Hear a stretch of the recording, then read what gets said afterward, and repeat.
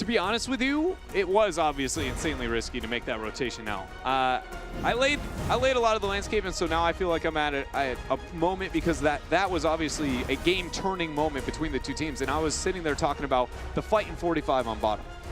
LFM in that type of situation, you have Malthael on top, you got the camp pressuring, already got the 4 pushing into your favor. You know the rotation from the members of HeroesHearth has to be up towards top or denying the Dragonite over middle half. Middle or bottom is where they're going to go. They didn't even capture bottom. They immediately started showing the rotation through mid. You have minions pushing on your side. The last thing I let HeroesHearth do from beginning to end is make it past Bermuda Triangle on that tap of the map. I am bullying you all day across that line of scrimmage, and I'm never going to let you cross it. The fact that they were allowed to cross it, that in my I think that was LFM giving up way too much.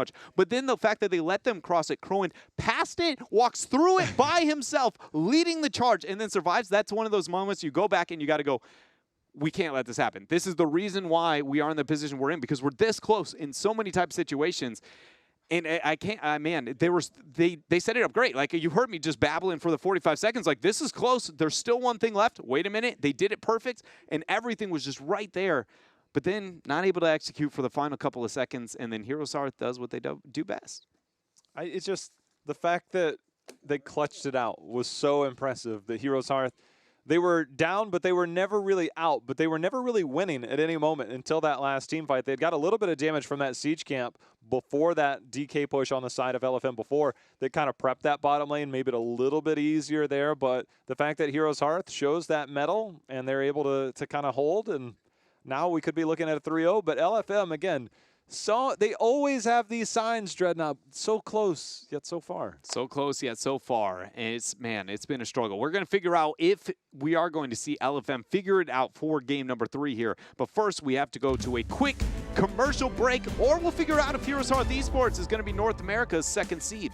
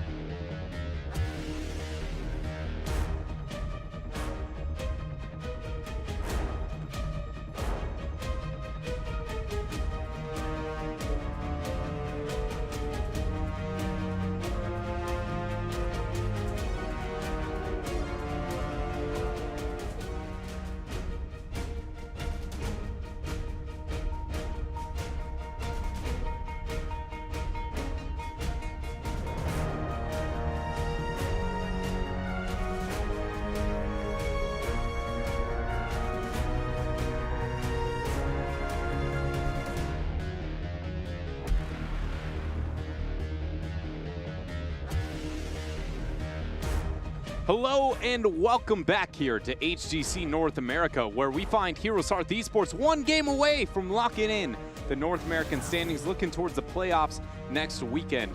Jay-How, what are your thoughts so far? What are your feelings as we watch that unfold? Because it's been surprisingly competitive between these two teams, even though, you know, the 2-0 score doesn't kind of paint that picture. It all came down to the Malthael versus Blaze and the lack of rotations from HeroesHearth. And you wonder, is that HeroesHearth maybe letting their foot off the gas, or is that LFM actually just stepping it up? Because we know they are more than capable of doing that. For HeroesHearth, the Jaina Phoenix, double squishy backline. We've seen it from multiple teams. Doesn't always have the strongest of showings. I don't know if that was a matter of control, the Dragonshire factor of like, hey, look, how do we really rotate this? But LFM had control until the very end, so we might see more of the same. Again, it's going to come down to Battleground composition, I think, obviously. Yeah, and last Battleground, or at least the Battleground ban on the side of HeroesHearth was towards that sky, so we can't ever go to that, you know, LFM favorite there. Maybe we'll be going to Infernal Shrines. We'll figure it out. Game number 3, HeroesHearth taking us to Towers of Doom. No map selection here for the members of LFM. Well, I mean, LFM, we've seen them start to play the Hanzo more and more. I feel Hanzo is very good on this Battleground. A lot of structures to get that scatter arrow off, a lot of poke potential, a lot of stall potential, and then maybe play around that. They could go the Genji again, something that also works well in this Battleground. Something to also consider is whether we're going to get a Tracer. We have not seen a Tracer yet. I'd say that this is one of Tracer's better Battlegrounds, so we'll also see that. Junkrat, obviously a big factor here, but the Jaina in particular.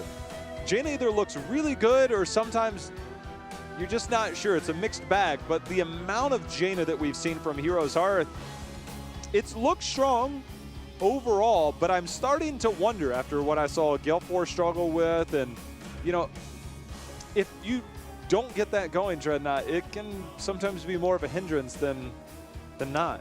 Jaina's biggest conundrum is, I feel like, still that trade-off of the damage versus the kill potential, or the damage on the wave clear or the kill potential. But the biggest qualm that kind of comes with that is every other pick you would get that caters towards the kill potential, that means, well, then why don't I have Jaina on my wave clear, right? But if you commit to somebody else to make up for the wave clear, then I have 2 mages. That's kind of that awkward trade-off that I feel like most of the teams end up facing. We see that Phoenix being that weird hybrid, synerging with the slow attempt to be able to make up for that, but it doesn't seem to have near the weight necessary, at least not so far, you know, because Phoenix, even though he's been a terror in the world of solo queue, he's not holding his own, at least in North American HGC.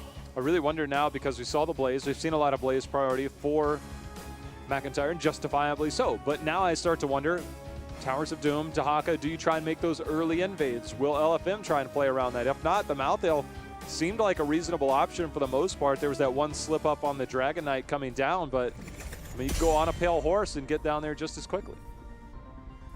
We'll find out. Draft about to unfold here between these two teams. LFM will still be the first pick because HeroesHearth was the map selector.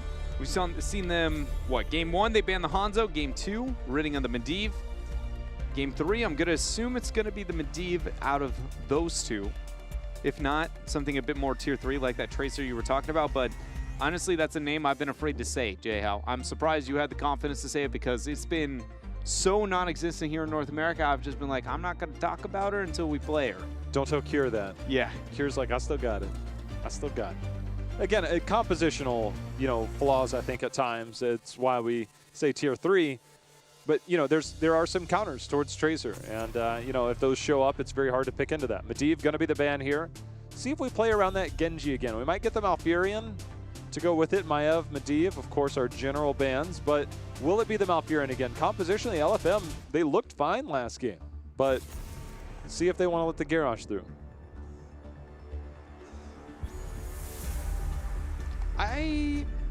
This is a map where I think I would like the Malfurion over the Garrosh, just because Diablo rises in power quite a bit on a battleground like this, especially if we're talking about that Tracer being a problem, to where I go, you know, if we're willing to do it on a map like Dragonshire where control over the 4-man's worth it, then it's got to be worth it on a map like Towers too. Commit to the pick on Malfurion.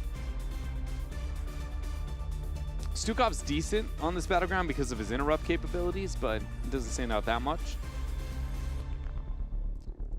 Some potential. Garrosh, Malfurion. I don't think that they have to go a first pick Genji if they want the Genji. They're going to go Garrosh, changing it up a bit. This is one of those moments that I like that we get a mix-up from this team, especially down 0-2 within a series, but I really wish I could just go I want to know the exact thought process of the Malfurion versus the Garrosh and Dragonshire versus the Garrosh Malfurion in this type of situation, because I want to hear, you know, what is it? And it very much could be game one, try, see if the Garrosh is still a risk. Okay, Garrosh is still a problem. Now we're going to take it away. Not worth that kind of commitment, but sometimes it's not that easy, not that simple, and it's a lot more, you know, this guy doesn't like this in this trade-up. I really wonder, you mentioned the Diablo already. It's something that we know Ishbu likes to play. Diablo into Garrosh tends to do fairly well. Now I wonder, is HeroesHearth willing to commit one of their early picks towards the Diablo? Again, we've seen a lot of high priority on the Jaina when it does make it into their rotation, but with Hanzo being let through against a Garrosh, that single target focus, maybe we'll see a little bit of a change up. But again, HeroesHearth has been making a statement to say, we're not playing Hanzo. I feel like if you're still trying to hide different things and you want to... It's got to be the Malf something. Hanzo? Dahaka? What? A little bit bolder there. I expected still that support priority because HeroesHearth has been willing to commit to it so high up, especially with the Garrosh taken off the table. And they're willing to flex back towards the Hanzo. This is one of those, like, I'm not surprised to see these heroes picked by HeroesHearth, but it's just one of those, it's been pretty clear, as you've said, it's almost been like a statement on the side of HeroesHearth, how much they've been willing to avoid specific picks and priorities. Yeah. And now they're willing to at least slightly commit back to that. Now, LFM does have decisions to make. Obviously, you know, we've seen the Genji in the past, but now it's where do we put T? That's always been kind of the biggest question mark. If he's not on the Hanzo, you know, we've seen a lot of Tychus, a lot of Li Ming, some change up here and there, but... Could get him on the Jaina again, right, with the Garrosh here. Yep. Ah, man. That's one of those moments where I always struggle. With a player and the hero pool catering to the hero pool versus objective strength, my brain always goes, your hero pool is objectively meta, and that is how it functions. It's not the other way around. Sonya got to be picked up for Hao, and then Rhaegar. Interesting choices. I like the fact that we do see a burst healer being committed to on the side of LFM, rather than going with like maybe the Stukov, because Stukov does not cater towards a struggling position, and let's be real here, LFM typically is on the back foot in majority of these type of situations. Also, if you're going to commit to the Sonya, you need a burst healer to make up for it. Works pretty well with the Garrosh too. The one thing that I'm going to be interested now in, you can go into the scatter arrow build. We've seen less priority on that since the Sapper changes in terms of their respawn time. But with Hanzo, single target focus, this is not the chain heal of old where the priority target receives more healing. It's now an evenly balanced chain heal. And if you're trying to focus down that Garrosh, you go Redemption at 1 and that armor reduction at level 7. All of a sudden, we're looking at some pretty killer damage onto that Rhaegar, yes, you can get that totem down. Yes, you can get that chain heal out. But in terms of that single target priority, doesn't really come until level 10. Yeah, and Lightning Shield's not the Lightning Shield it used to be. Yeah. Genji will be the ban here for HeroesHearth Esports. Be a lot of melee, but also not too surprising. Pretty offensive composition if LFM wanted to commit in that direction. Also, you know, Hanzo versus Genji is not fun. I know because I got, you know, bodied by Kira just the other day. I was the Hanzo, he was the Genji. It felt real bad in Hero League. Just absolutely annihilated. It just, he gets so much pressure on a Hanzo so fast. LFM, though, what do we want to see them ban out? So that's what I'm wondering, like, where does that bring in? I go Warrior. You got to go Warrior. Because right now, if you commit to one of the supports, see, this is where I disagree on draft strategy pretty heavily with that ban. I can see the argument of Stukov doesn't work as well with the Dahaka and Hanzo as the Malfurion would. But it's still it's a scary beast. I'm just trying to figure out where our second one. We could kick it old school, go Uther or Tassadar, really enable the Hanzo, and then maybe get a Diablo or an ETC down the road. But I feel that HeroesHearth, they're going to be willing to maybe do something a little bit different. It's kind of what they do, is that they'll get onto something, play it for a bit, then change it up, and then maybe they'll sneak it back in. Maybe now's the moment. Just close it out 3-0. Maybe the last game gave them a little bit of scare. Go back to some old strategies that you know work so well.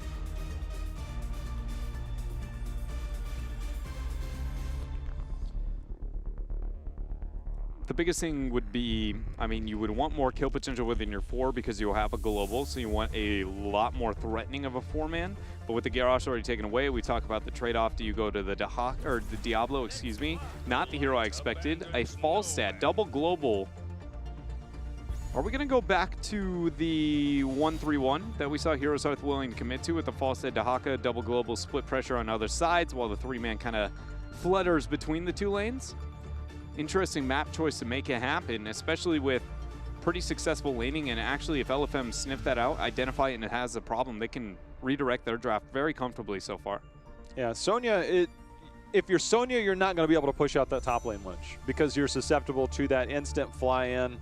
And then all of a sudden, yes, you can get your whirlwind. Yes, you can kind of heal up. But if you're not hitting those heroes and they keep proper distance, you get dragged on by that Dahaka, all of a sudden you're a dead Sonya. So there is some play around there. Curious how we're going to see the fall stat. I mean, generally, seasoned marksman build will be there. If you look at Garrosh, Giant Killer plays out well, but Sonya with the block charges. Curious how we'll end up at LFM. Where do we see our backliners? Sonya would work, or excuse me, Jaina would be so good with the Sonya, Rhaegar, and Garrosh. Ariel, it's got to be a hyper carry now, not a Jaina, a Phoenix.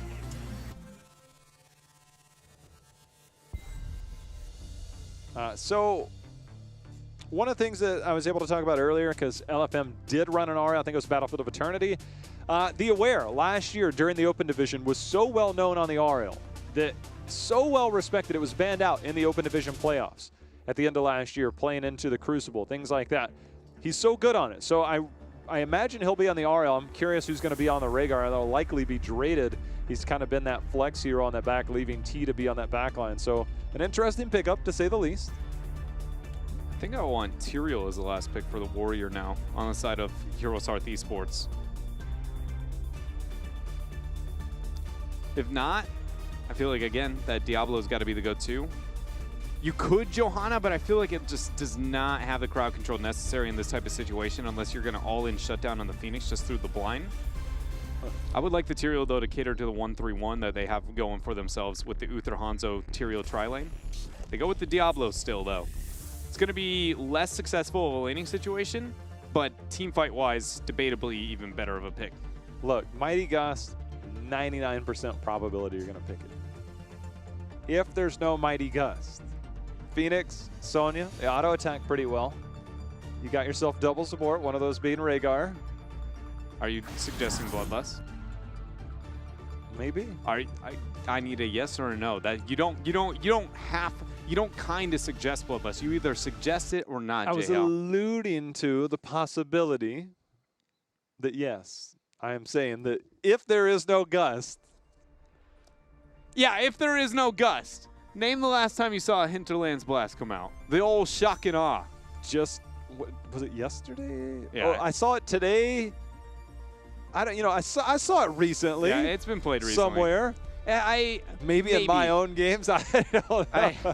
It's a miniature planet cracker. I just feel like, I mean, maybe the damage argument very much could be there, but even if we did see a major Bloodlust situation go off, I'm just like, I still struggle to see it winning these team fights. Oh yeah, trust me too. I'm just trying to figure out how the Rhaegar Ariel has evolved here. It's not what I expected. I'm sitting here thinking double backline of some sort. Also, we're getting Wingman to play around that global, play around that single target damage. If you can get that onto a Garrosh, if he has trouble engaging on you, just press W and dance around him and say, come get me. What it also does is on a map like this where the sappers are such a valuable objective, I mean, the backdoor capability for Falstad and the split push pressure you can put on is, I mean, almost unmatched, really, whenever you go into the Wingman. Just go ahead, backdoor one, steal it at an optimal time, and then go and fly away. Normally, you're like, well, that trade-off isn't worth it. Why is it different on this map? And it's like, well, because even if you backdoor your opponent's sappers, unlike the Giants that will just pretty much suicide to the front wall, the sappers want to suicide to the front wall. They love to do that and get maximum amount of value no matter what point in time you end up getting the capture. Just Ariel Rhaegar. This is multiple Ariel games. It will be Draded on the Rhaegar as kind of predicted. So the Aware on the Ariel. He wants this hero to be back in the meta. So many support changes. Again, Ariel was buffed, I think, at the end of March. So there was some hope that we would get more hope from Ariel. See what I did there? I see what you did there. Yeah. I'm watching what LFM's doing here. Nice collapse. Huge shout out to Ishbu there with that shadow charge in, but it might cost him his life. The healing coming out from BBJ is not going to be enough. First blood here over to LFM. I was going to say the shadow charge was so good because it made sure that BBJ was not the man going to be flipped into the team and instead made it to where he had to be the noble sacrifice. But He was the actual sacrifice. He did not have enough HP to survive that situation either. Low stack Diablo always feels bad. You're like, man, I'm this big hulking character. Why am I so squishy? And then you're like, I have no souls.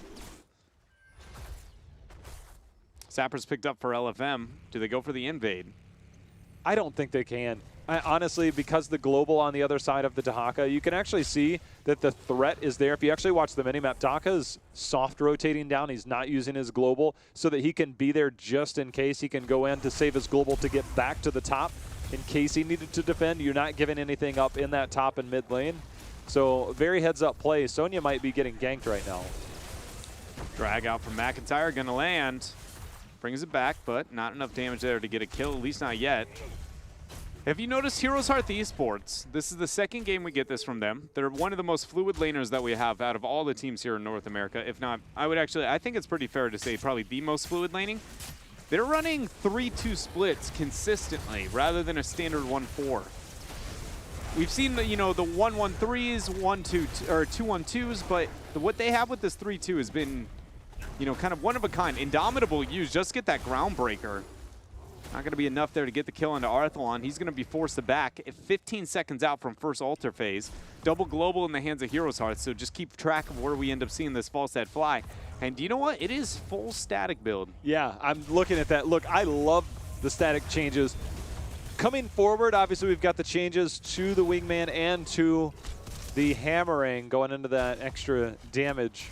Or the mana reduction, or the mana return on that. Dahaka's actually going to brush Stalker in. Figgy, he's going to get charged into a wall. McIntyre misses the tongue, however, onto T. Figgy receiving that double support healing. He's going to live a little bit longer. Really good containment strike there from Aware, making sure to stop the CC chain of HeroesHearth Esports. HeroesHearth, though, with the double global transition down, is able to hit the last couple of shots. Arthalon's going to get slowed by that plasma cutter. Nothing to be gained here for HeroesHearth, though. Or, excuse me, LFM. They're going to go ahead and just clear up the wave. Mac did end up getting caught in rotation. Eventually, somebody's got to go match that Sonya.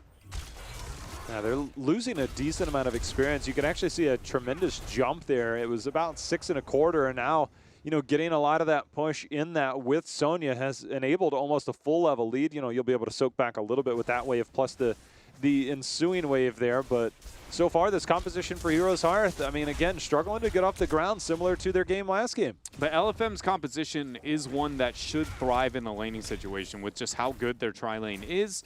It should be able to pull ahead. It's just whether or not it can hold its own in the team fights and survive the immediate burst that T is going to be under here, as he is the main damage source for the squad. Okay, look, I don't want to get too wild, but we got Shot of Fury. Whenever you hit that seismic slam, your next auto does more damage. Interesting. Just saying, that does play more towards the auto attack playstyle. It does. Like, I know it still sounds implausible at this point. Even I don't believe it, but a man can dream. We're sticking to the dream here with Shot of Fury. Shot of Fury also is more prone to playing to, leap in general. Yes, just because that is also having the true. opportunity to not rely on your Fury bar on when you can initiate or not. You just have the opportunity to go ahead, pop the passive, be like, oh, thank you for this Fury. Boomerang way too hard to pass up. And it's actually, if you're going wingman at level 7, yes, there is the lightning build, but getting that boomerang allows you to soak minions faster so that you get more wingman stacks so that you can bribe faster and get that extra bonus damage on your lightning rod. So boomerang, the pickup, obviously very strong, enabling a lot of burst potential as well as you get later in and get that stacked up. Currently, wingman stacks, I'll let you know in just 1 second. Currently, 10%, 10% bonus. So only 2 so far. Figgy not able to hit that groundbreaker over this collapse. I will say LFM, over the laning situation, has not found themselves in a position to provide too much threat with their, kind of holy trinity there, double support Phoenix. For how successful kind of laning they have elsewhere, How is obviously very, kind of in control, but he's facing a 2 versus 1 for the most part. And because of that, I figured that the holy trinity would be a bit more successful, even though Garrosh is not the best solo in the side or over the mid lane, but it's not like Diablo is anything to be too afraid of. So I just feel like LFM should find ways to gain upper hand over the laning situation, because the fact that HeroesHearth is the one dominating over the lane front wall pressure, that is pretty much never should be a true statement with an Ariel, hyper carry, plus another support composition. And they made the play towards that double wall there. No bloodlust. Ooh, detainment strike just missing on the BBJ. If he had landed that, Figgy probably could have capitalized. He might have had enough damage to complete the kill. Draded on his way down. 4 members here of LFM. Next altar phase is this bot lane, so HeroesHearth needs to hold and not give up control over the top. No wild heroic choices here from anybody else. Doc is going to go ahead and remain up in the top half of the map. If HeroesHearth can delay a little bit here, they're going to be in a position where they'll have double soak in the side lanes because Sonya has already made the transition down. This is part of the reason I thought that Diablo, or excuse me, Tyrael would be the pick over the Diablo, is because of the double soak Tyrael's stall out is a lot more threatening along with the sanctification delay. No commitment out of either global yet from HeroesHearth. The Ware starts the channel. He will get the channel here for free, essentially, as HeroesHearth commit to the soak instead. They need to commit. HeroesHearth, they might lose this bottom altar. I don't know if a Hanzo is enough here. I'm actually surprised LFM is falling back a little bit, but Dahaka, here he comes with the Brush Stalker in. There's going to be the Dragon Arrow. The Cleanse, though, is going to keep T alive, and that is a big response here by HeroesHearth, but they are not out of the woods yet. They are not. They end up getting the flip there, but there's going to be punishment flip back there onto Figgy. A lot of damage coming through, but the Ancestral hits there right as the drag comes through from McIntyre. Figgy able to stay alive. Now Ishbu going in, getting the charge onto T, interrupt the warp there, but he ends up getting tossed away with the Into the Fray. Combo thrown back, 2-man Groundbreaker. Ishbu still charging in onto T. Ariel getting the heals, forcing the Aegis. He might be in a bad spot there. APAC goes down, lands onto Draded. T ends up falling there after that last Shadow Charge. They committed so much to getting that takedown. They finally got it, but the Detainment Strike is forced out the Divine Shield, and now Diablo continuing to try and make plays, but he is under assault on the way back. And if you take a look at this, T is the only real damage outside of a Sonya, so they're forced to retreat. Can't dive that much further. Arthlon getting those wingman charges that stacked up, now sitting at 20% bonus damage on that. It's value right there, and that's part of the split push pressure I was talking about with the wingman value on this map. It's different than other Battlegrounds. He interrupted his barrel roll. Did he? I was watching the mini-map. Yeah, he's still fine. But the fact that he caught him in there was pretty nice. Is that a Detainment Strike into a drag right there a little bit? Yeah. I was like, hey, would you like the alley-oop here? 10 seconds out, shots dead even between these two teams, 28-28. Experience equal as well. The double global going to be looking to try and win the race towards the third team, but I don't know if LFM's going to give them that kind of time of day. Aware's going to start the channel, Scattering Arrow, interrupt number 1. Ishbu trying to get the Fire Stomp in. How? Misses.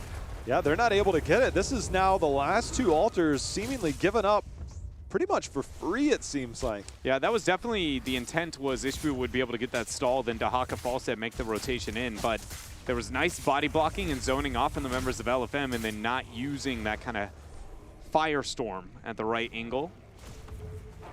This bot lane is going to force another response. This Sapper camp pushing bottom again. Losing that bot lane control has been much more difficult for a team to obtain that just because of the Sapper changes. It's much more difficult to get it back with a Hanzo. Falstad can definitely help out. Also, Falstad going into that wingman build, Dreadnought, is also going into the ability cooldown reduction whenever his trait is available. So getting that cooldown reduction on potential abilities. Here comes Dahaka one more time. Ishbu starts the initiation. Draded is going to be the focus first. Isolation goes down onto Ariel. There's the drag and the Dragon's Arrow. Diablo's APOC comes through, but Ariel keeps herself alive with the Aegis. Look at the huge gust there from Arthlon, splitting all the members of LFM. T and Arth in the 1v1. Arthlon's able to trade up there, but Draded comes in with a butt bite, gets this 1-for-1 between the two teams, and LFM has the bell tower converted in their favor. Major control here. Next altar phase, however, will be triple altar phase. See how effective that will be. The one thing that does help is when you take off the Falstad, you take away his ability to get those wingman stacks. And now we'll see the triple altar phase here in 20 seconds. LFM, they're going to clear out. They're holding their own, still with a slight lead in terms of core health. Arthlon now back online. Dahaka not considering putting too much work into converting that bottom bell tower back for HeroesHearth Esports. We see a bit of posturing from LFM towards that bottom one. Detainment Strike already used there from Aware, looking to zone off.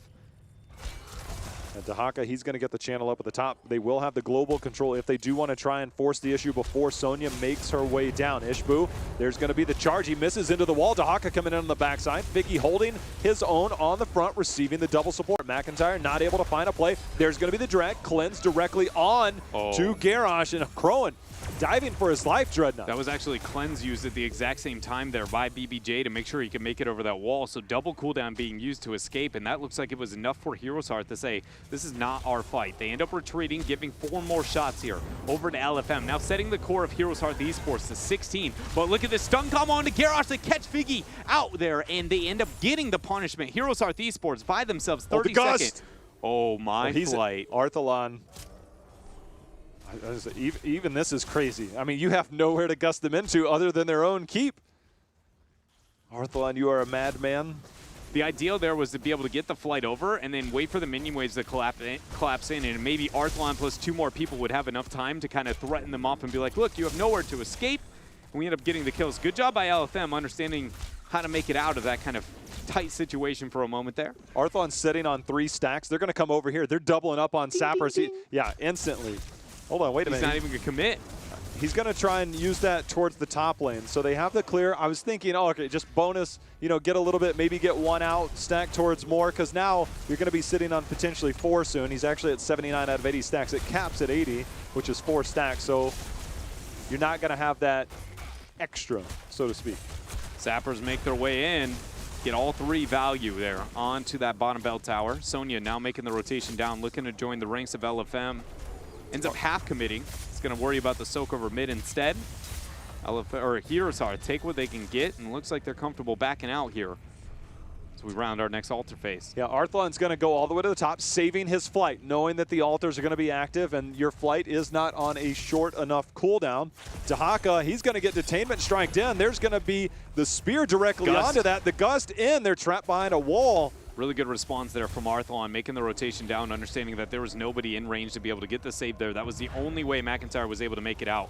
Arthalon now got to use the wingman on top, pick up those sappers, and then get the flight down. That gives a lot of information over to the members of LFM. They start the channel. T gets interrupted there by BBJ with the golden frisbee. Attempt number 2, not even going to be completed. Aware, doesn't get it off. The Dragon Arrow, I think, also got an interrupt there. Now here comes Arthalon. He's in the fight, looking to try and make something happen. The Aware's going to be interrupted one more time by the Sonic Arrow. Arthalon checking the bush. We can see the fight is here. The Salvo going to buy a little bit of space and time, and it's done just that. The Diablo, the APOC is out, Dread. APOC is out, but nobody's gone down quite yet. There's going to be the Aegis gaining a lot of healing here. Ishbu's going to be first to drop in the fight. Second here is McIntyre. Flip over the third. Crowan ends up going down. LFM find themselves 3 kills for 0 in that trade. The Ishbu was able to make it back, buying back with those souls, but now HeroesHearth has 12 HP left on their core.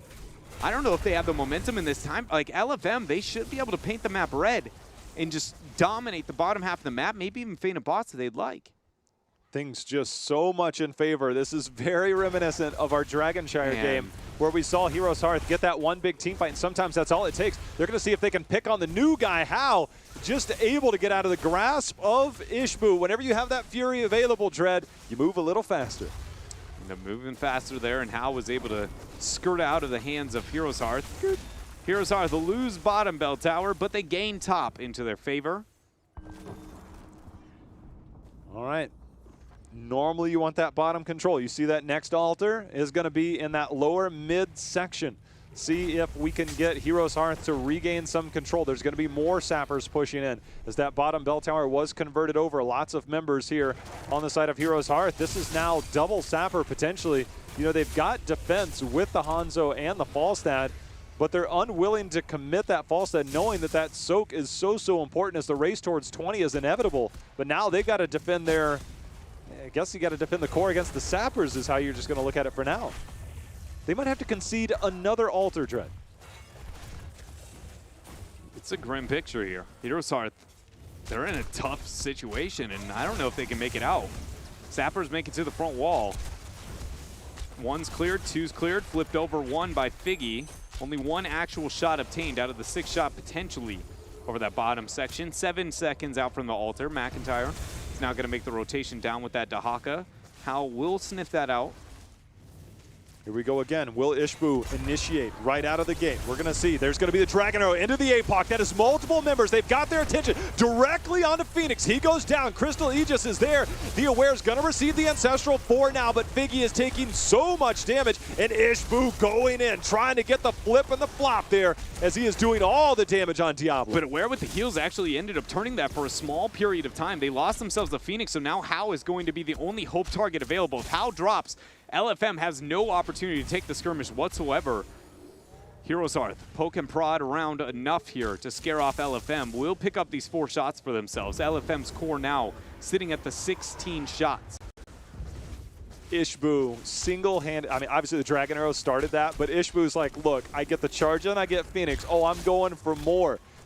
Major play there by HeroesHearth, and now they've taken that big team fight. They've gotten control back. This bottom bell tower on the side of LFM, it's vulnerable now. So all of a sudden, we're looking at that bot lane control easily going over to HeroesHearth.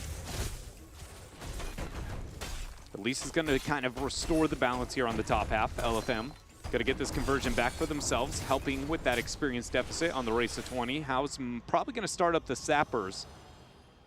End up committing to those. The 20 will be here realistically for LFM. The question is as long as they, can they find a way to not stagger those deaths and force the initiations that they want over the next objective, especially into a double global that controls your bottom bell tower. Ishbu and team, the bell towers in the mid lane have taken structure damage on both sides of the battleground here. So now with this available, we've got this, Arthlon sitting on 4 stacks, not needed when you've got a Hanzo. He'll go directly over to the left, speed things up just a little bit. So actually, I think he's just going to kind of casually take those and maybe look to play off that. No, there he goes.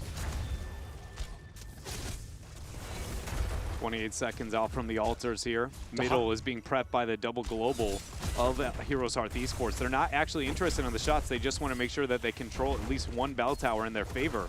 The thing is, right now, the choke is going to be near the sapper point on the right middle. That is going to be their only point of entry, and that is exactly, they needed to make their way through immediately. They do. And now you get out of that choke potential. Arthlon's got to be careful, Figgy. He got the barrel roll. That was the only thing there. If they got that interrupt, that would have been for sure a kill. Channel on bottom started by BBJ, going to be secured there. Launching 6 shots at the core of LFM. Now, HeroesHearth Esports, for the first time in a hot minute, claimed the advantage at the core HP. The interrupt is going to be there again. Arthlon is split from the team. They might try and turn the focus. There goes the APOC, followed up. Cleanse directly on, only catching 1 member, but that is Phoenix. T is under assault. T. And he survives with his 20. He got the shield. Salvo's going to be thrown out. Aegis as well afterwards. A bit of counterintuitive there as it stops the Salvo, but T is able to keep himself alive. The healing comes through. BBJ is first to drop, but he has the redemption. T is still being thrown around by Ishbu. He gets the warp out. Now Crowan getting tracked down by Hao with those heals. He's, oh my gosh, going to get the Divine Shield, and now they're looking to turn as BBJ has joined back for HeroesHearth Esports. T has 9 lives. He will not die. And now the LFM is trapped here, Dreadnought. They only have 1 way out, and that's right there on the right side. But it looks like they've bought enough time. Ishbu, he's going in. The lavas, the stop is not enough. And all of a sudden, we are looking at 9-7. Oh, Dahaka's coming in, Dread. Dahaka's coming in. Oh, man. Detainment strike deters that. Hao trying to escape by. Ishbu not going to get the initiation. Actually gets flipped over the wall of death. He gets a pre-cleanse. Stun goes down. Now flip over onto Rhaegar. Traded. Falls low, but the Hellstorm is not enough to get the damage. Now McIntyre trying to retreat out. A lot of damage used. Even the isolation there falling on. Another flip coming out from Figgy. Ishbu throws out that damage. Dragon Arrow used. The fight is real as Arthlon ends up getting the gust, splitting LFM. They use another Storm Shield and survive. The shields and the double support for LFM have kept them alive in moments they do not deserve to be alive. And now we're going to look at LFM. They're going to convert back the mid-bell tower. It's double altar phase up at the top. Remember, depending on how things play out, we could be looking at a Divine Shield ending. There's going to be a couple of wingman stacks obtained. They're going to put the pressure on the top lane, but I believe that was Gust used there. We do have Epic Mount, which is a much shorter cooldown and a faster flight. So it looks like we're going to try and trade out bottom for top, and Arthlon's going to turn his attention directly to that top bell tower. He might even have enough to consume 1 shot, judging by how much damage he had onto that bell tower. Actually, all 3 sappers ended up moving through there, so no shots available on the top half of the map. 27 seconds out from what could be the game-ending altar phase, sitting right next to that boss invade here from LFM, knowing that the double global on the top half of the map. Smart play here from LFM. But these altars, that is everything relies on these altars. They cannot give up both of them. See what LFM does. If they get aggressive, maybe we get a trade here. A boss plus an altar is another consideration. Garrosh, there's going to be the cleanse directly on. APOC is going to be used to buy a little bit of time. Stunned out on that salvo, and Arthalon coming in with a big flank. See if he tries to get the channel on the right. He does, but T is going to sniff him out for now. Arthalon, see if he trades here. Got to be weary of that shield. Gets the Ancestral Healing and the Isolation. That's a lot of cooldowns being used there. Now Ishbu trying to rebuttal and get the fight back. Arthalon still in the 1v1 with T, but he's trading pretty well for now. How still tracking it down, getting the damage into McIntyre. Ishbu still flaunting around. T keeps himself alive with the warp, but it's all about who can get the channel. Still the fight rages on here to the left-hand side. LFM holds off for now. They start the channel, but you know that interrupts there. Ishbu gets detainment striked back. T questioning, can he move up? Arthalon now looking to join back in the fight. Gus, all the members of LFM, but they don't have the follow-up here, J-How. And we see Falstad still trying to find that opportunity, find that way. Krohn and Arthalon are now split on that Hanzo and the Falstad. Now it looks like both teams conceding, but Arthalon going in for the big play. There's going to be the big single target damage trying to get on there. The warp in, but all of a sudden on the backside, we see the Aware uses the Crystal Aegis. Big time heal there, and all of a sudden McIntyre, he's under assault here, and LFM is looking to win this fight. T so low. The Dragon's Arrow misses the flip over onto Arthalon. He dodges it with that barrel roll through. The damage on the back end of that is not enough. T keeps himself alive. LFM hold off on a miracle of a team fight here and hold this game out, but by no means are they out of the woodworks. There is so much to be done if they're going to recover in this game, and it looks like the first step in that recovery is going to be starting with the boss. That will set the core even. 2-2 in HP. But the biggest thing now is about that bottom bell tower conversion, because this boss is in the win condition. The sappers are going to be J-How, and when it comes to sappers, HeroesHearth has been dominating over that control. They've got that bottom lane under assault already, and they're going to go. The sappers are going to help get the takedown. So that bot lane control. Now, 5 of the 6 are now under control momentarily. I had to look. Ariel hitting those fatty heals, Dreadnought sitting on that Reservoir of Hope. 9 stacks, a bonus 675 extra healing when that gets stacked up. That's why you see these mini Ancestrals, except they're AoE Ancestrals coming out from the Aware. It's 2 core health to 2, but the control for the moment in favor of HeroesHearth as the next altar phase, Dreadnought, is that bot lane. It is crucial right now for LFM to gain control of this bot lane. If not, this might be the fight they look for. Figgy needs to be careful. There's been so many moments in this game that he is almost just kind of getting caught out there by the percentile damage that Diablo can threaten. Look at HBU questioning, can he move up? Look for a pick here. How and friends look like they've gotten enough interest there out of that sapper camp. There it is, 30 seconds out from the bottom bell tower, as we have talked about. A little bit of a cheeky play here from the double global, looking for split pressure, but at this point in time, unless it's a 3 bell tower conversion, 1 conversion does not matter here. LFM should give no interest there. It's all about who can start that channel. There is no retreat point. Surprisingly enough, there's still a well on the side of HeroesHearth, but I imagine these fights are going to be fast and furious. BBJ, remember, you cannot allow a short channel on this altar. There is a D shield. Arthalon, if he gets any bit of this D shield, McIntyre, that's all it's going to take. Do we get it? Do we see it? There's the Gus, there's the Divine Shield, and that is GG, ladies and gentlemen. HeroesHearth Esports used the utility to send home LFM, but my goodness, did LFM bring out the claws, scrapping throughout the entirety of that game. Ariel just heal after heal after heal. I'm sneaking a peek at the numbers before we even get a chance. Just the amount of healing that came out there, that Reservoir of Hope during that top fight around that boss, I was like, man, those health bars just keep shooting up. And to get that out of there, you know, it's just credit to LFM for holding on for that long. The amount of time that Phoenix was able to live in some of those team fights, it was insane. I feel like this is one of those moments, though, that you've got to go, you know, look at Ariel's heals within this game. You'll be like, oh, you know, 93,000, I guess that's pretty good. Look at Rhaegar's, 92,000, that's pretty good. But a Divine Shield, that's priceless. Yeah, not too bad there. Because 40,000 on Uther, but you're like, you know, he had those plays at specific moments to be able to turn it around here for HeroesHearth Esports. How about that Hanzo damage?